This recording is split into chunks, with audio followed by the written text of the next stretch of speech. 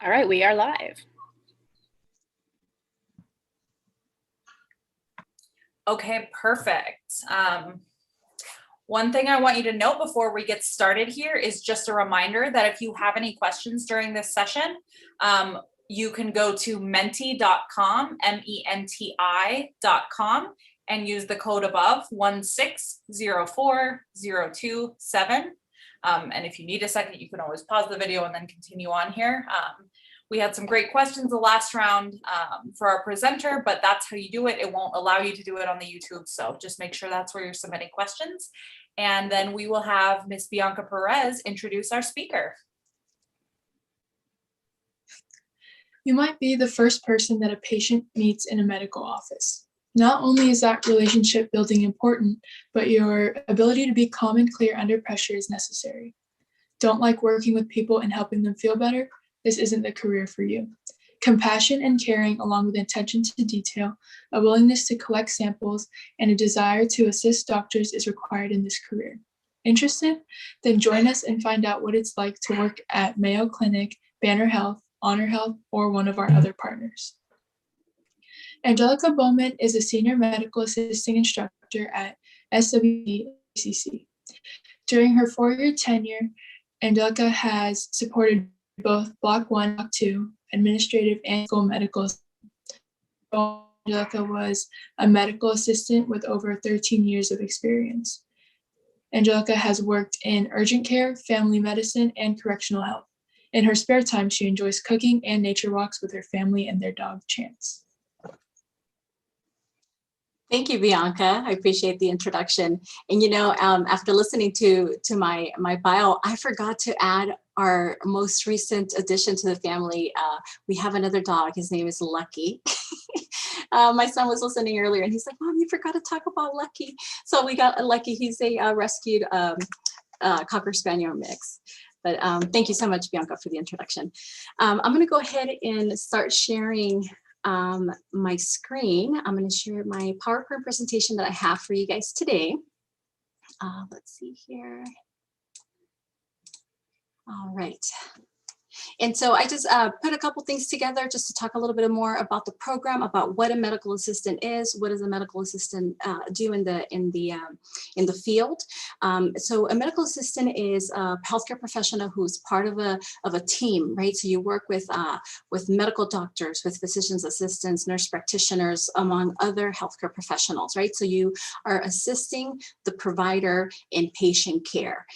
You may be assisting the provider in day-to-day tasks such as checking in a patient, taking vitals, and also you might be assisting in an emergency or a code blue or red, depending on what the clinic calls their emergency. So that's something when a patient comes in that may be experiencing a life-threatening medical condition, the medical assistant is going to be working hand in hand or side to side with the physician and assisting and providing life-saving care for this patient.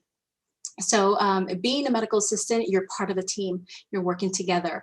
And so we in the program, that's what we do. We prepare you for working in the field, for working as an entry-level medical assistant.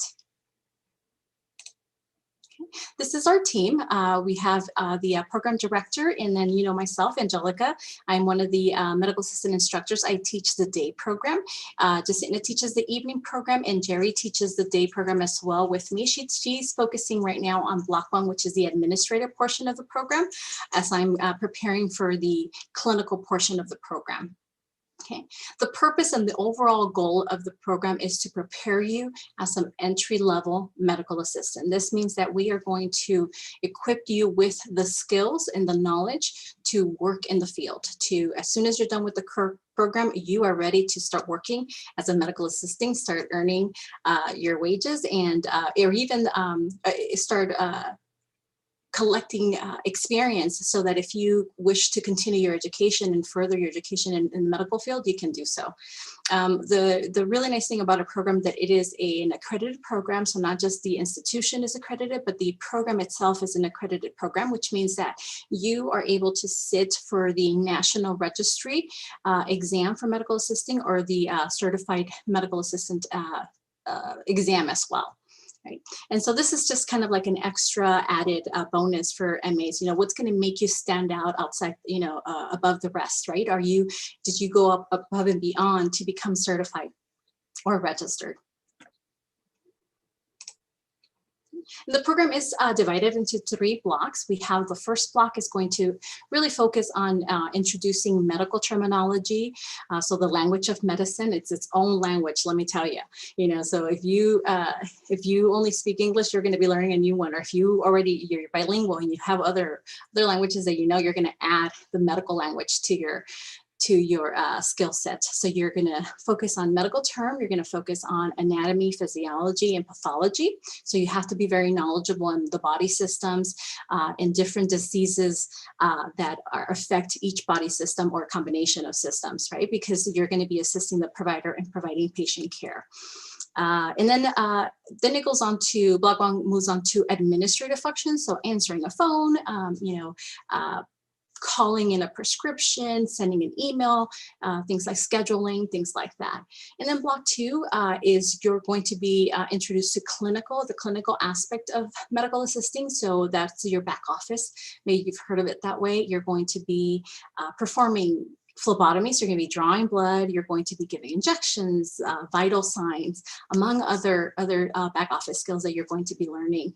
How to do a flu swab or throat culture, right? I don't know if any of you've been sick with a possible strep. Well, medical assistant goes in, they swab your throat, and then they run a rapid test, or it gets sent out to the lab. So those are the things that you are going to learn in the program. You get to practice how to perform those skills. Right. And then finally, block 3 is where everything kind of just comes together. Everything that you've learned in the classroom, in the simulation lab, you actually get to do it in an externship site. So these are our partners. We have Banner Health, Mayo Clinic, Phoenix Children's Hospital. They take our students, right? So you're still a student, you're still part of the program, and you get to practice everything you learn with real life patients. You get to work side to side with a medical provider, with other medical assistants and other healthcare professionals. And then, so this is the setup of our classroom and our lab combination. So we have with a classroom where you would be teaching, you'll be learning theory, and all of the lectures going to be happening. Right now, as you are as well, we're online, so we're kind of doing a little bit of hybrid learning. Lecture is being taught online when we're not in COVID times, we are in person. And so the lecture occurs in the classroom. Then we move on to the lab. So everything that you've learned in the classroom, you get to actually do it. So you get to practice it, right? So not only did you hear and discuss and talk about phlebotomy, but now you get to practice on the dummy arms, right? Once you've been checked off by the instructor, you get to practice on each other. So you get to practice these skills on real people, right? Because that's how you're going to learn. And so we try to set up our lab in a way that mimics as much as possible as real life, right? To have the same equipment that you will have that you will come across in a clinic, so that you are prepared and knowledgeable on how to use that equipment. So we try to make it as close to the real thing as we can possibly do, so that when you do get into your externship and you start working as an MA, you feel like you're confident and you've been prepared for on the job. And so I have a few pictures that I want to share with you, just to kind of highlight some of the things that we do in the classroom. So not only are you learning about, pretty serious stuff, we're learning about pathologies and, conditions of, certain diseases and body systems, but we get to have fun too.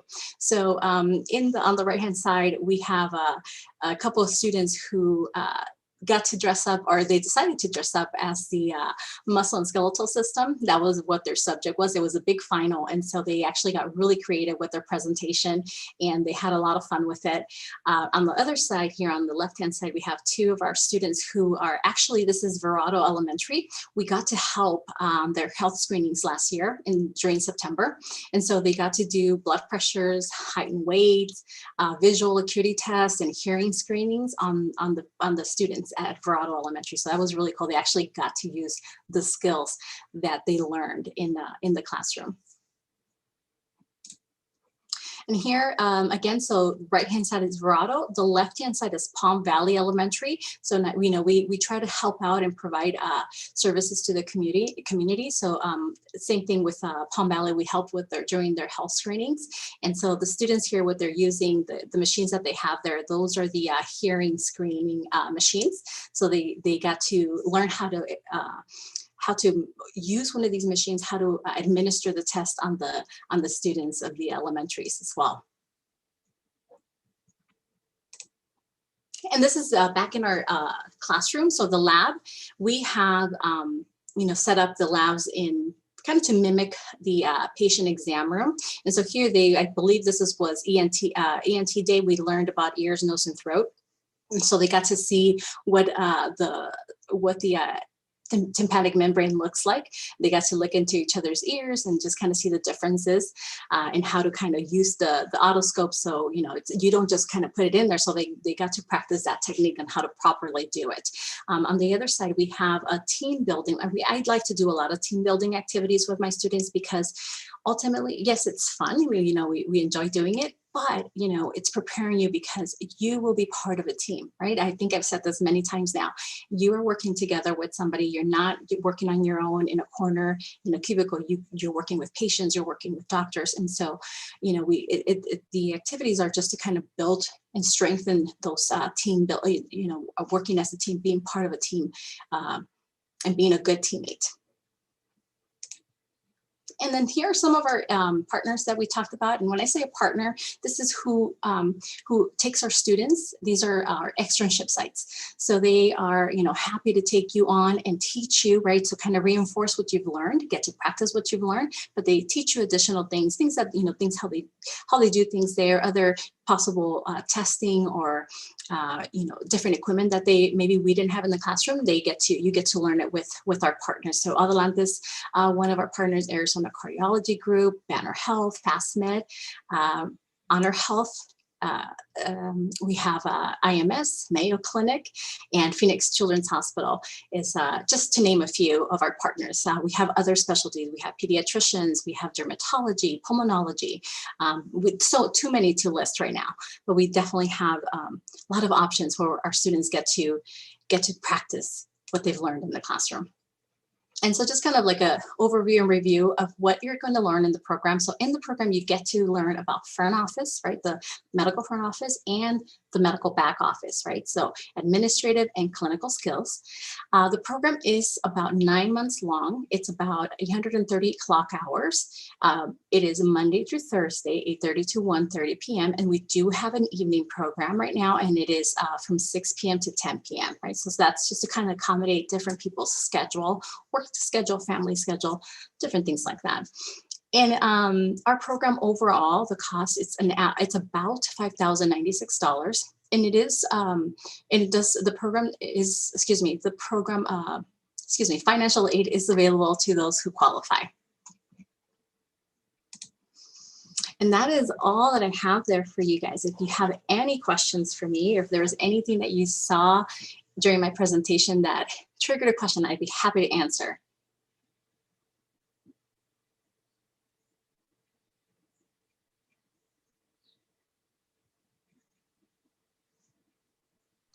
And Dulcie, while we wait for those questions, I guess I wanted to just kind of, I remembered again, there's a couple of things that I did want to mention that I think is important. I know that the students might be thinking, well, I don't know what I want to do. I'm interested in healthcare, but I'm not sure. Medical assisting is a really great program to kind of help you figure that out. It's a short program, it's inexpensive, and a lot of students use that as a stepping stone. Earlier I shared that I had a student who went through the program 3 years ago. She ended up getting hired out of her externship site, worked as a medical assistant while attending school for nursing. She is just getting ready to be done with her nursing program, and she will be a registered nurse pretty soon. So that's really exciting. So if you're thinking like, I don't know what I want to do, I encourage you research a little bit more about medical assistants, and it might be something that may interest you, and you might get to learn more about what you want to do in healthcare. Yeah, cool. So we do have one question in there. I would also love, I think it was super insightful to hear your perspective on just what a day in the life looks like as a medical assistant earlier. So that was helpful if you want to just recap that really quickly. Absolutely. Yeah. So a day in a medical assistant's life. So your job as a medical assistant is going to be first thing when you get in the morning, before you start seeing patients, you get to prepare the clinic for the day. So that means making sure that you're fully stocked with your supplies, your equipment, that you have enough Band-Aids, that you have enough exam paper on the tables, that everything looks clean and presentable. So that's the very beginning, right? And then making sure that all the equipment is working properly, because if you're going to be, running tests and performing procedures, everything has to work properly, right? So you have a big job, you have a big responsibility of making sure that the clinic runs smoothly throughout the day. So you also, the medical assistant gets to, depending on the day, if you're working for an office, you might be checking in patients. So that means when the patient comes in, you register them, you let the back office know that there's somebody ready to be brought back, right? If you're working in the back, you might be that MA picking up the patient, bringing them back, taking their chief complaint. Why are you here? What's the reason? What are you, are you not feeling well? Things like that. Collecting data. You're going to do data entry. You're going to document vitals. You're going to report to the provider. And so, just kind of, that's your kind of typical day. Now, remember, you're working in the medical field. So sometimes you have emergencies, even though you might have a planned schedule of who's coming in, sometimes, somebody comes in with an emergency. So how are you going to respond? So in the midst of all trying to have a smooth flowing day, you might have somebody coming in with shortness of breath, chest pain. Well, that's potentially a life-threatening emergency, right? So medical assistant, you play a very key part in making sure that that patient receives the medical attention and care that they need, right? And so, just making sure that everything is running smoothly and assisting the provider in anything that they may need. You're kind of like their right-hand side. Yeah. Sounds like a lot of flexibility is going to be important in your day-to-day life. Absolutely, flexibility. We had a question about how much a medical assistant will make right after completing the program, like directly out of. That's a good question. So we have our students, the data that we've collected, our students have been offered anywhere from $15 an hour to $17 an hour. I can tell you for a fact, Phoenix Children's Hospital is, I want to say it's about $17.50, I believe, is what they offer our students. So right off the bat, no experience other than what you've learned in the classroom. Now, also, they do take in consideration, a lot of our students have had maybe jobs like summer jobs, customer service. So remember, customer service skills, those are transferable skills. So just because you worked maybe at, Dairy Queen or Culver's, and you were the cashier, you had interaction with patients, you provided customer care. That transfers to healthcare. And so, they do take those skills into consideration. So their base pay might be $17, but if you have experience, you have room to negotiate. Awesome, super helpful. One other question that we had was just the differentiation between med assistants, phlebotomy technicians, and the lab assistants, because that was mentioned on one of the slides. Yes, so there are programs specifically for the different fields that, or not fields, but different job categories that you just mentioned. However, a medical assistant is everything. Medical assistant gets to draw blood.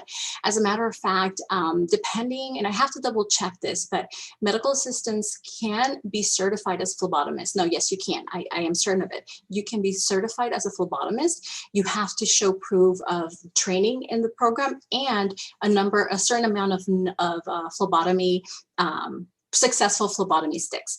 And so you can keep record of how many successful phlebotomy sticks you've had. So like it can be in the classroom, it can be during externship, or even on the job later, you can become certified. So if you decide, I went through the program and I enjoyed medical assistant, but man, I found that I really enjoy phlebotomy. I want to be a phlebotomist. You can do that. You can be, we do run a lot of CLIA wave, kind of like small testing in the lab, in the medical office. As far as that, I have to double check what the requirements is for you to become certified for a lab tech. What was the other one that you mentioned? I'm sorry, Dulcie. Lab assistants. was So the lab third. assistant, yes, and then phlebotomy. The other one that I've been thinking about is an EKG tech. So medical assistants can become EKG technicians. So if you want to specialize in something that it just really interests you, you can certainly do that. So you just have to, aside from the program, maybe once you've been in the field, you can take like a short training or a short certification program. And typically, I want to say I took mine. I was like a 10-hour training, and then I became a certified EKG tech. And so there's different things that you can certainly do. Small, I shouldn't say small, but additional certification that you can acquire just by being a medical assistant. Okay, awesome. Well, that's all the questions we have. And just like with the first presentation, we will link to whatever resources or contact information y'all send us so that anyone watching or watching in the future knows how to get a hold of y'all with questions. Awesome. We're so thankful for y'all, and thank you for this presentation. It was great. If you don't have anything else, I think we'll cut the live feed. Okay, sounds good. Thank you so much. I appreciate